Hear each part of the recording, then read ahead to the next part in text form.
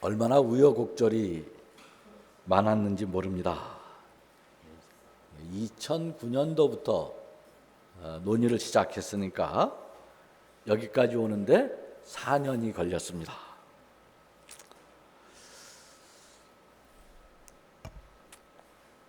진짜 제가 속으로 그런 생각을 참 많이 했어요. 서울제일교회에서 무슨 일 하는 게 이렇게 힘들구나. 나랑 우리 교회랑 제가 이런 생각 참 많이 했어요. 나랑 이 정진우 목사라는 사람이랑 서울제일교회는 어쩌면 궁합이 잘 안 맞는지 모르겠다. 이런 생각 참 많이 했어요. 4년. 사람들의 마음을 하나로 모아내는데 그게 쉬운 일이 아니었어요. 그런데 이제 대충 마음들이 모아져서 논의를 마치고 일을 시작해 보니까 여러 가지 예기치 못한 문제들이 하나둘이 아니었어요. 이제 다 우리 결정했으니까 공사하면 되겠구나 시작했는데 이게 무슨 등기부 서류부터 시작해서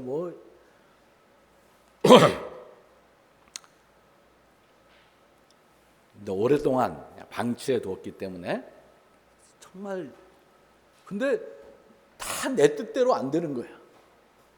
논리적으로 이게 맞는데 등기소 가면은 안 된다는 거예요. 어떻게 하겠어요? 때려 죽이겠어. 진짜 어떻게 하겠어? 아무리 오라도 아무리 안 된다는 거야.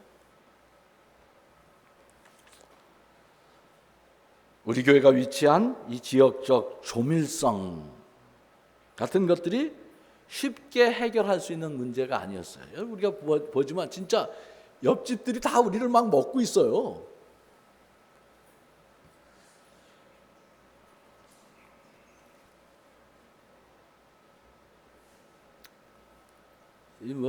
진짜 실력 있는 설계사무소들이 와서 했는데 다 손들어요.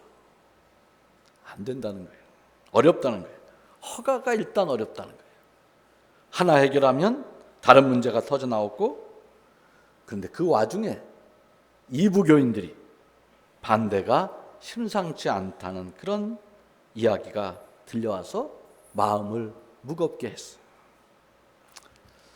정말 가능하면 더 이상 갈등을 피하려고 최대한 갈등 방지의 방식을 어떻게 하면 갈등 생기지 않고 할 건가? 이리 재고 저리 재고 그렇게 해서 그런 방식을 택했다고 생각했는데, 그래서 정말 그 부분에 많은 신경을 써왔는데 건축 문제로 다시 갈등이 불거진다면 그건 참 괴롭고 힘든 문제 아니겠습니까?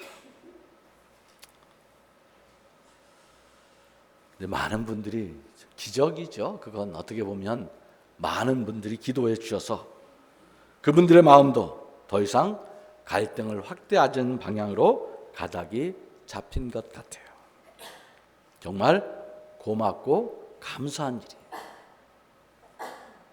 마침내 구 건물이 모두 철거되었고 관공서의 모든 허가도 맞춰져서 이제 하나님 앞에 예배를 드리게 된 것입니다. 막상 착공 예배를 드린다 그렇게 하니까 정말 고마운 분들이 많이 생각났어요. 많은 분들의 수고가 있었기 때문에 여기까지 올 수 있었습니다. 어려운 살림 속에서도 정성스럽게 헌금에 참여해 주신 교우들의 헌신이 가장 기본적인 것이겠죠. 건축위원장을 맡아 힘에 부치도록 애쓰신 전호철 장로님, 사업상의 여러 가지 어려움을 감내하고 은행융자의 보증을 서주신 장로님들, 그리고 안 하던 일들 새로운 일감이 생겨서 제때 퇴근도 하지 못하고 수고한 직원들 모두가 많은 수고를 했습니다. 건축사무소 풍광에서도 많은 수고를 해주셨죠.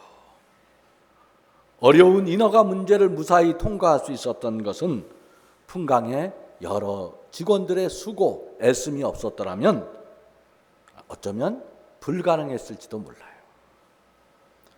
건축 리모델링을 맡아 수고해 주신 SNS 관계자들도 참 많이 애를 썼어요. 더운 날, 왜 6월 이렇게 더운지. 교회 일이라는 것이 개인 일과 달라서 과정상에 다양한 의견이 있기 마련인데 묵묵히, 진짜 이런 의견 저런 의견 묵묵히 잘 감당해 주셔서 큰 무리 없이 리모델링 공사가 마무리된 것에 감사하지 않을 수 없어요. 우리가 이제 이따가 한번 다 둘러볼 거예요. 공사 마친 3층. 근데 단지 이분들만이 아니죠. 일일이 다 기억조차 할 수 없는 많은 분들이 우리 교회 일이라고 하니까 아무런 보상이나 대가도 없이 정말 많은 수고와 조언을 해줬어요. 종종 제 자신조차 기억이 가물가물해져요. 정말 많은 분들이 도와주셨는데 제가 참 많은 분들 쫓아다니면서 이런저런 도움과 자문을 구했는데 다 기꺼이 서울제일교회 문제라고 하니까 어떤 보상도 없이 기쁜 마음으로 도와주셨어요. 일일이 다 우리는 기억하지 못합니다만 하나님께서는 분명히 그 고운 마음씨를 가진 분들을 기억하시고 그 수고를 갚아 주실 것입니다. 이제 착공해서 얼마 걸릴 것 같습니까? 1년 4개월 걸린다고 하니까 아직도 많이 남았어요. 그러나 시작이 뭐라 그럽니까? 반이라고 하지 않습니까? 그러니까 이제 절반은 온 셈이. 남은 기간도 하나님이 도와주셔서 좋은 건물이 완성될 수 있기를 바랄 뿐입니다. 그때까지 우리 모두가 더 뜨거운 마음으로 기도해 주시기를 바랍니다. 여러분, 기도라는 것이 얼마나 무서운 것인지 저는 이번 건축 과정에서 다시 한번 똑똑히 보게 됐어요. 정말 기도라는 게요. 우리 교회사를 보면 처음 이기병 목사님이 우리 교회를 지을 때 13층 건물을 지으려고 하셨다는 이야기가 나오지 않습니까? 그때 그분이 이렇게 기도하셨어요. 그게 기도 제목이었어요. 이기병 목사님은 지금 당장은 아니더라도 언젠가 13층 건물을 지어 분단된 나라의 통일을 위해 크게 쓰임받는 교회가 되게 하자, 그렇게 기도하셨다는 거예요. 이번 창립 60주년 기념주일 행사에 이기병 목사님 큰따님이신 이옥경 권사님께서 다녀가셨어요. 처음 연락을 드렸을 때 그분이 교회 성가대 지휘를 하는데 오후 예배 시간이랑 겹쳐 있기 때문에 오실 수 없다고 했어요. 그래서 못 오시는 줄 알았어요. 그런데 기도 중에 아버지 생각이 나더라는 거예요. 그리고 가야 한다라는 강한 충동이 일어났다는 거예요. 못 갈 거라고 생각하고 있었는데 성령이 감동시키신 것이죠. 그래서 성가대 지휘만 마치고, 성가대는 지금 이제 성가대 끝났잖아요. 예배 중간에 도망치듯이 나와서 교회로 달려오셨다는 거예요. 제가 고마워서 전화를 드렸더니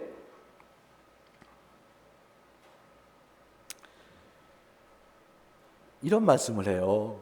우리 아버지는 북한 선교라는 말도 없던 시절에, 그때는 북한 선교라는 개념이 없었어요. 지금은 그런 말 쓰지만 그건 없던 시절에 예배당을 13층으로 지어서 북한 선교를 위해 쓰임받는 교회의 꿈을 꾸셨다고. 그 당시로는 참 성각적인 사고를 지닌 분이었다고 저한테 그 회고담을 들려주셨어요. 여러분, 1950년대요. 조봉암 선생이 평화통일 얘기했다가 사형당하던 시절이에요. 야, 통일은 북진통일이지 무슨 평화통일이 있냐. 그 사람을 죽이던 시절이에요. 그 시절에, 그 캄캄한 시절에 북한의 복음을 전해야겠다, 그런 꿈과 기도가 있었던 것이죠.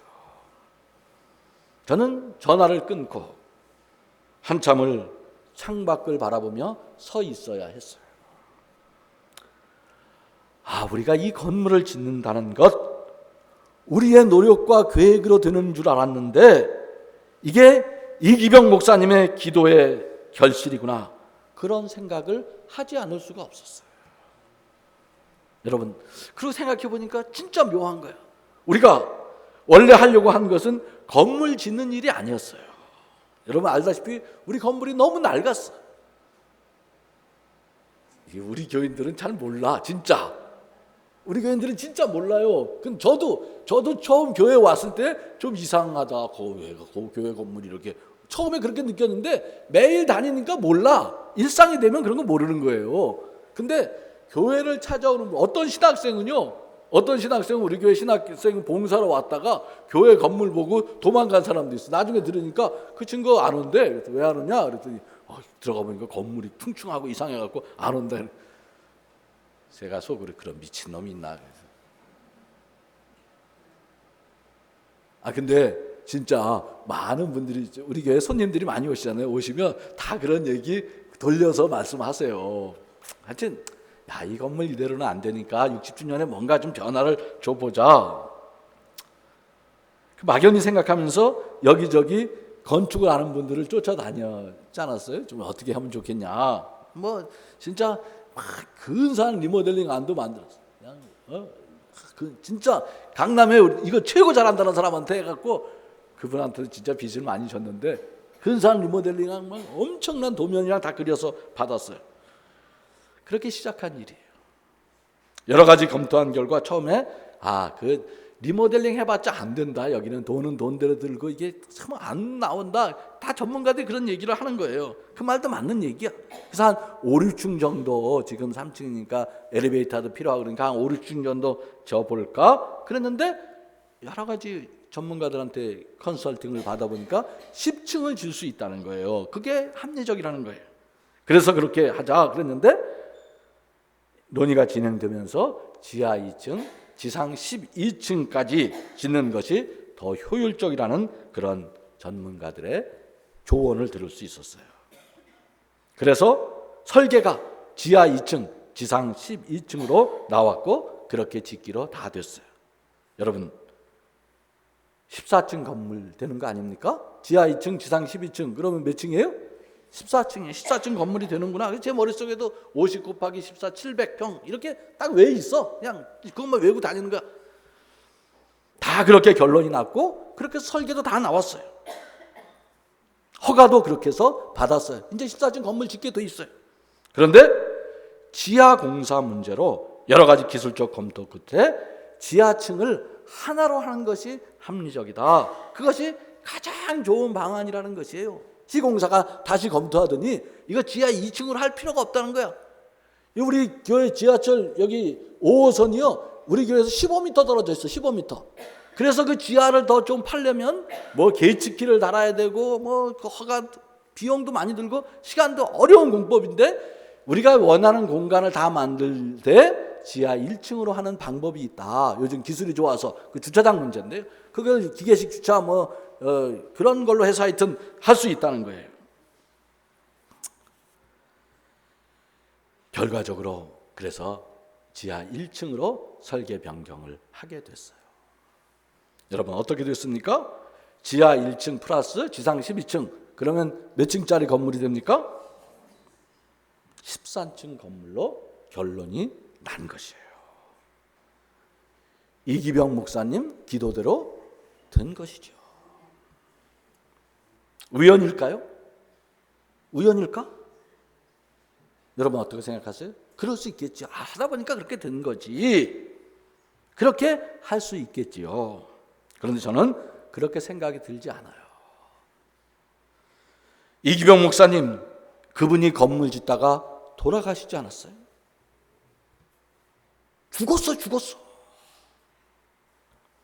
건물이 완공되면 그건 이기병 목사님의 목숨 건 기도의 선물이라고 해야 하지 않겠습니까?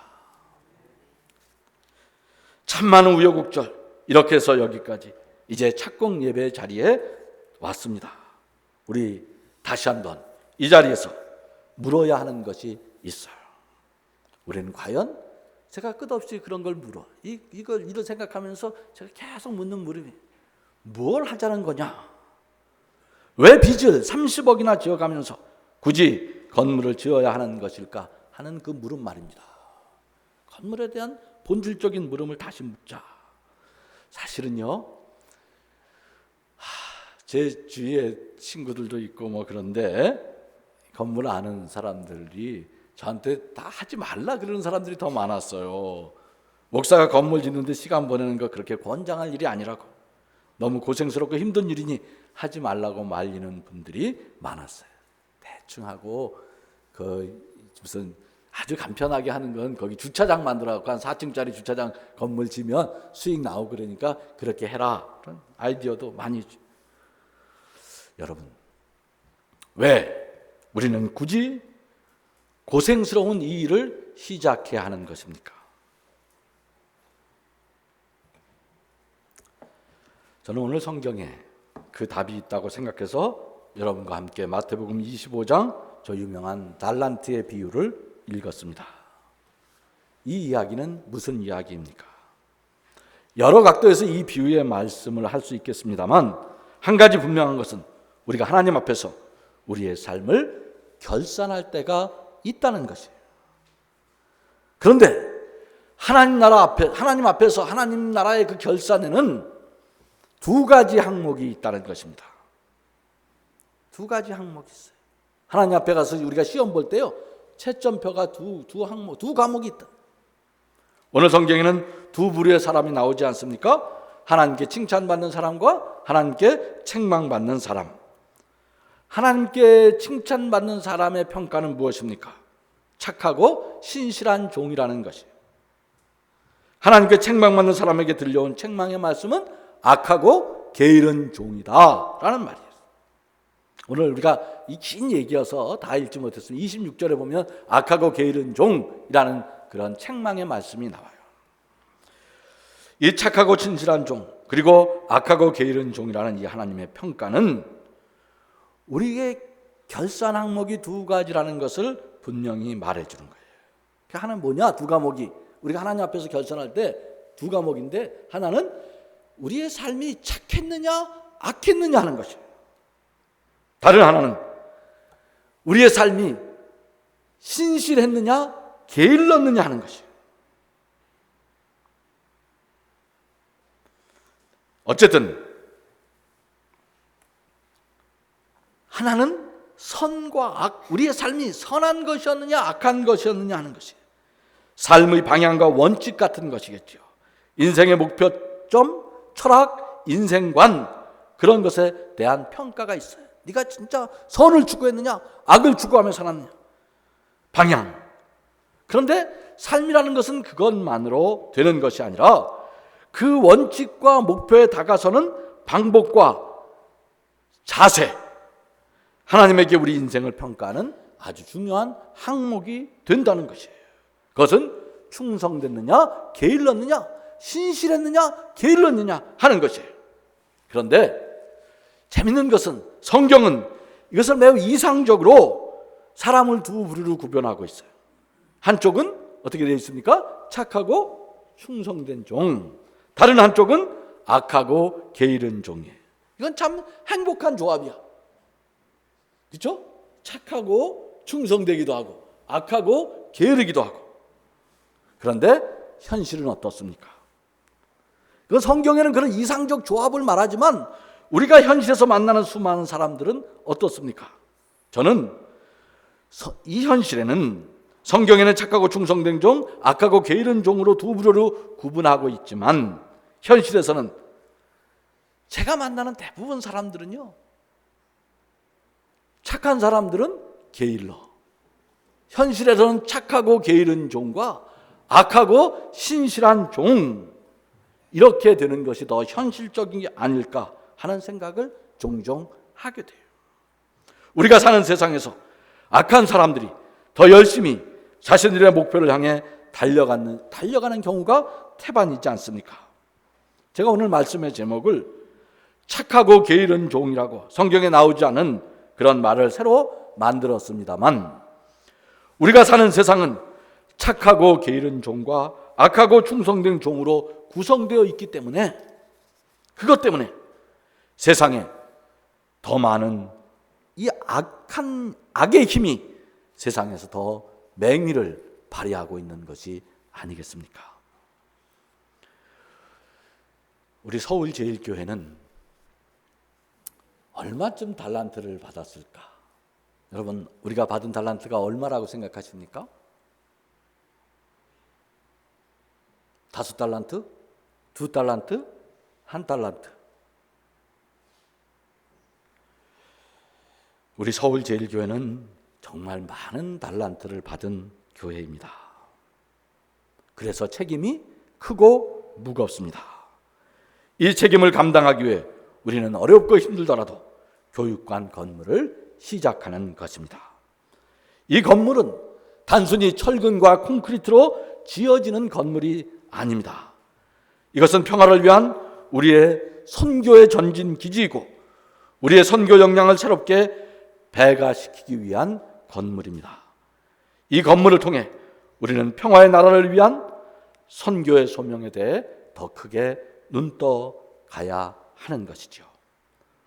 우리 교회가 위치한 이 지역과 우리가 살고 있는 이 역사의 한 지점에서 우리는 새로운 선교적 도약을 꿈꾸고 하나님이 우리에게 주신 달란트를 선용하여 역사와 이웃들에게 더 책임 있는 공동체가 되려는 꿈, 그것이 바로 우리 건물의 의미가 아니겠습니까? 1달란트를 받은 종, 그는 그가 받은 달란트를 땅에 묻어두고 세월을 보냅니다. 그러나 5달란트와 2달란트를 받은 종은 그것을 가지고 다시 5과 2를 남깁니다. 여기서 1, 2, 5이란 뭘 말하는 건가? 역사상 교회는 이것을 소유로 생각했어요. 이건 소유를 말하는 게 아니에요. 그것은 물량의 크기를 말하는 것이 아니에요. 소유와 물량으로 이해하면 이것은 엄청난 오해를 불러일으키는 말씀이에요. 그것은 거기서 1, 5, 2 이렇게 말하는 그 숫자는 소유나 물량의 크기가 아니라 하나님이 주신 역사의 책임의 크기를 말하는 것입니다.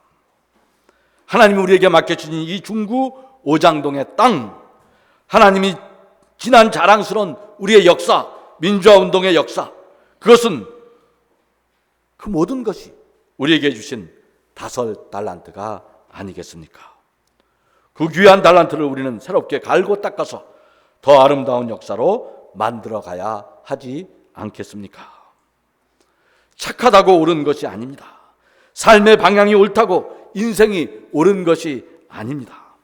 삶의 방향, 그것에 걸맞는 헌신과 노력, 치열한 자세가 동반되지 않으면 그것은 언제나 관념론자의 허구가 될 뿐입니다. 교회 건축 과정을 통하여 우리 모두가 더 치열한 믿음의 생활에 대해서 눈떠 갈 수 있기를 바랍니다. 더 뜨겁게 헌신해야 해요. 더 정성스럽게 헌금해야 하고 예배를 비롯한 교회의 삶에 더 진지하게 참여해야 합니다.